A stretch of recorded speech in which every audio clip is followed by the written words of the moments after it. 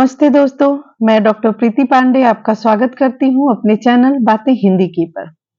दोस्तों, आधुनिक काल हम शुरू कर चुके हैं और आधुनिक काल की शुरुआत होती है भारतेंदु युग से। भारतेंदु युग के कुछ महत्वपूर्ण बिंदुओं पर हम चर्चा भी कर चुके हैं और महत्वपूर्ण कवियों लेखकों को देख चुके हैं, जैसे भारतेंदु हरिश्चंद्र, बालकृष्ण भट्ट और प्रताप नारायण मिश्र को। आज हम देखेंगे भारतेंदु मंडल के कुछ अन्य महत्वपूर्ण रचनाकारों को, अन्य सदस्यों को यहाँ पर देखेंगे। तो एक एक लाइन आप ध्यान से देखिएगा। कुछ चीजें ऐसी होंगी जो आपको नई भी जानने को इसमें मिलेंगी और कुछ बातें तो किताबों में आपने पढ़ी रखी होंगी। तो चलिए देखते हैं। लाला श्रीनिवास दास सबसे पहले भारतेंदु मंडल के जो अन्य सदस्य में आते हैं, लाला श्रीनिवास दास। इन्होंने हिंदी का पहला उपन्यास परीक्षा गुरु लिखा। यह उपदेशात्मक उपन्यास है जिसमें आम व्यक्ति की आय व खर्च, उसके खर्च से जुड़ी लौकिक समस्या को चित्रित किया गया है। देखिए, सबसे पहले तो हम जानते हैं कि परीक्षा गुरु को ही हिंदी का प्रथम उपन्यास माना जाता है। और यह उपन्यास कैसा है, यहाँ यह भी जान ले कि उपदेशात्मक उपन्यास है और इसका जो विषय है, विषय वस्तु है, वह एक आम व्यक्ति जो होता है उसकी आय और उसके खर्च से जुड़ी चीजों को इसमें चित्रित किया गया है। इन्होंने अर्थात लाला श्रीनिवास दास ने संयोगिता स्वयंवर नामक नाटक भी लिखा है। सदादर्श नामक पत्र का संपादन भी इन्होंने किया। यह पत्र बाद में भारतेंदु के पत्र कवि वचन सुधा में ही मिला दिया गया। देखिए, ये कुछ नई बात हो गई जानने के लिए कि सदादर्श नामक पत्र का संपादन लाला श्रीनिवास दास ने किया था, यह तो सभी को पता है। लेकिन यह बात कि यह पत्र जो है बाद में आगे चलकर भारतेंदु के पत्र कवि वचन सुधा में ही मिक्स कर दिया गया था, उसके साथ ही ये निकलता था मिला के। दूसरे जो महत्वपूर्ण रचनाकार हैं भारतेंदु मंडल के सदस्य में, वह है चौधरी बद्री नारायण प्रेमघन। इन्होंने आनंद कादम्बिनी तथा नागरी नीरद, जो कि मिर्जापुर से आपके निकलती थी, दोनों पत्रिकाएं, पत्रों का संपादन किया तथा इनके माध्यम से समालोचना का आरंभ किया। नाट्य लेखन में इनकी रुचि रही। इन्होंने लोकगीत लिखे जिनमें कजली छंद का प्रयोग किया। देखिए, जानने की बात है कि कजली छंद का प्रयोग इन्होंने किया था लोकगीतों में, लोकगीत भी इन्होंने लिखा था। तो इसका एक उदाहरण भी यहां दिया है उनके कजली छंद का। देखिए, पूजा करत देर लो बनत वैष्णव भारी, पढ़ रामायण रोवत है अति व्यभिचारी। एक व्यंग्य भी है यह। अगले रचनाकार हैं राधाचरण गोस्वामी। इनके द्वारा रचित 36 ग्रंथों का पता चलता है, जिनमें भ्रमर गीत, विधवा विलाप, लावनी आदि प्रमुख हैं। इन्होंने देशभक्ति पर आधारित रचनाएं भी लिखी हैं। यह इनकी देशभक्ति की रचना की एक उदाहरण यहां है। मैं हाय हाय दे ध्याय पुकारो कोई, भारत की डूबी नाव उबारो कोई। अगले रचनाकार हैं राधा कृष्ण दास।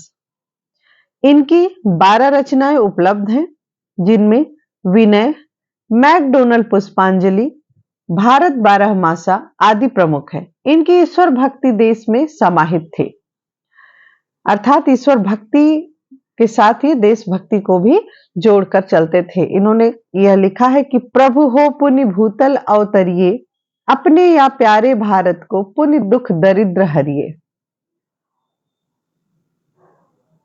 अब एक महत्वपूर्ण बात है जो बार बार हमारी परीक्षाओं में पूछा भी गया है, अक्सर पूछ लिया जाता है। हिंदी नए चाल में ढली 1873 में ये किस पत्रिका में आया था या इसको किसने कहा था, इस प्रकार से प्रश्न बनते हैं। तो आज इसके बारे में कुछ महत्वपूर्ण तथ्यों को देख लेते हैं कि हिंदी नए चाल में ढली, इससे क्या क्या चीजें संबंधित हैं। तो सबसे पहले तो देखेंगे कि यह वाक्य भारतेंदु का है, जो उन्होंने 1874 ईस्वी में कालचक्र नामक जर्नल में लिखा था। उन्होंने कहा 1873 में हिंदी नए चाल में ढली, और यह बात उन्होंने बताई 1874 में कालचक्र नामक जर्नल में भारतेंदु हरिश्चंद्र ने।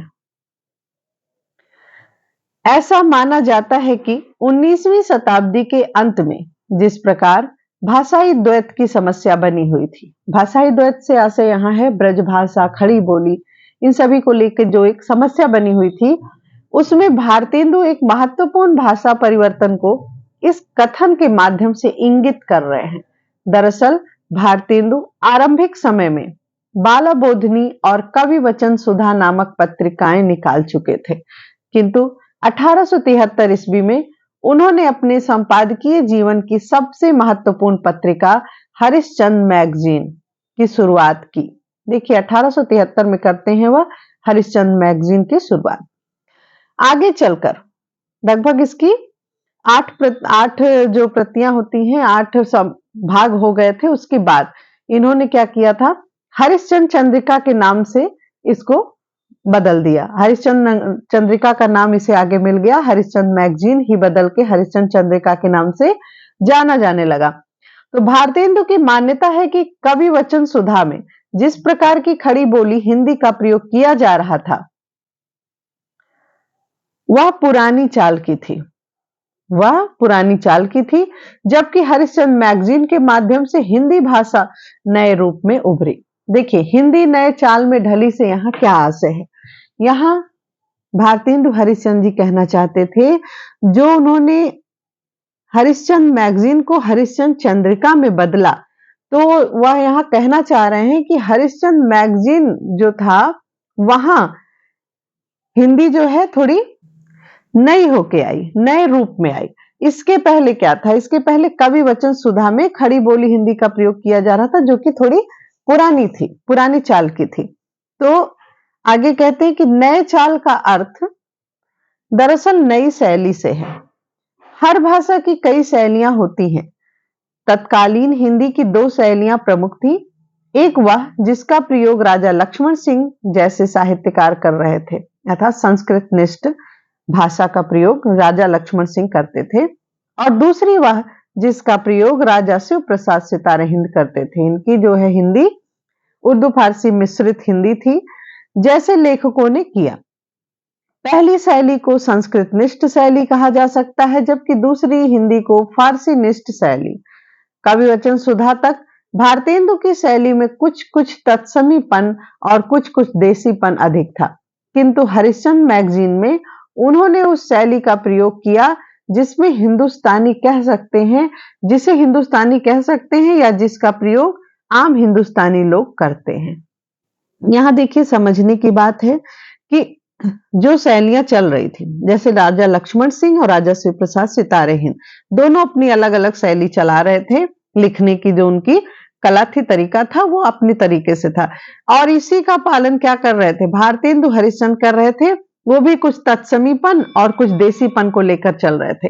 लेकिन हरिश्चंद्र मैगजीन जब उन्होंने शुरुआत की, तो वहां उन्होंने क्या किया, उन्होंने एक नई शैली का प्रयोग किया, और हिंदुस्तानी इसे कह सकते हैं, मतलब दोनों चीजें मिश्रित कर दी, जिसे आम जनता बातचीत में प्रयोग करती थी। हिंदी के नए चाल में ढलने का सिर्फ इतना मतलब नहीं था, इसमें यह भी निहित था कि हिंदी भाषा का प्रयोग अब नव जागरण से संबंधित विषयों में अधिक होगा। तो हम बार बार पढ़ते नए चाल में ढली, नए चाल में ढली, तो नए चाल में ढलने का बहुत कुछ मतलब था। एक तो आपने देखा वहां शैली का बदलाव किया भारतेंदु हरिश्चंद्र ने, दूसरा कि अब विषयों का भी नया विषय होगा जो कि देश के नवजागरण से संबंधित हो, भाषा के नवजागरण से संबंधित हो। इस प्रकार का कुछ नया विषय लेकर हम रचनाओं में आएंगे, ऐसा उनका मानना था। तो रीतिवादी विषयों पर उसका प्रयोग करने से बचा जाएगा, अर्थात जो रीतिकाल आधुनिक काल के पहले चल रहा था और आधुनिक काल में भी उसका असर दिख रहा था, उसको इन्होंने कहा कि अब उन विषयों से हमें बचना होगा और नई चीजों को सामने लाना होगा। आचार्य रामचंद्र शुक्ल ने भी भारतेंदु के भाषा संबंधी प्रयोगों की प्रशंसा की है। उनके अंतिम दौर की भाषा के संबंध में शुक्ल जी ने कहा है, देखिए शुक्ल जी का कथन है, ध्यान से देखेंगे। शुक्ल जी कहते हैं कि जब भारतेंदु अपनी मंजी हुई परिष्कृत भाषा सामने लाए, तो हिंदी बोलने वाली जनता को गद्य के लिए खड़ी बोली का प्राकृत साहित्यिक रूप मिल गया और भाषा के स्वरूप का प्रश्न न रह गया, भाषा का स्वरूप स्थिर हो गया। ये बात कहते हैं आचार्य रामचंद्र शुक्ल। दूसरी तरफ देखिए, डॉक्टर रामविलास शर्मा ने भारतेंदु की इस दावे को खारिज किया और वे लिखते हैं कि 1873 के बाद हिंदी नए चाल में नहीं ढली, यह कार्य बहुत पहले संपन्न हो चुका था। 1857 के आसपास राजा शिव प्रसाद जैसी हिंदी लिख रहे थे, उसी को भारतेंदु ने अपनाया। तो वहां देखिए, आचार्य रामचंद्र शुक्ल ने तो मान लिया कि हाँ, भारतेंदु ने नई शुरुआत की, लेकिन डॉक्टर रामविलास शर्मा क्या कहते हैं कि यह कोई नई बात नहीं थी, 1873 में ऐसा कुछ नहीं हुआ था, यह चीज बहुत पहले शुरू हो गई थी, बस भारतेंदु ने उसे अपना लिया और आगे बढ़ा दिया। तो स्पष्ट है कि हिंदुस्तानी शैली का प्रवर्तन भारतेंदु ने नहीं किया, हालांकि उसके विकास में उनकी महत्वपूर्ण भूमिका अवश्य रही।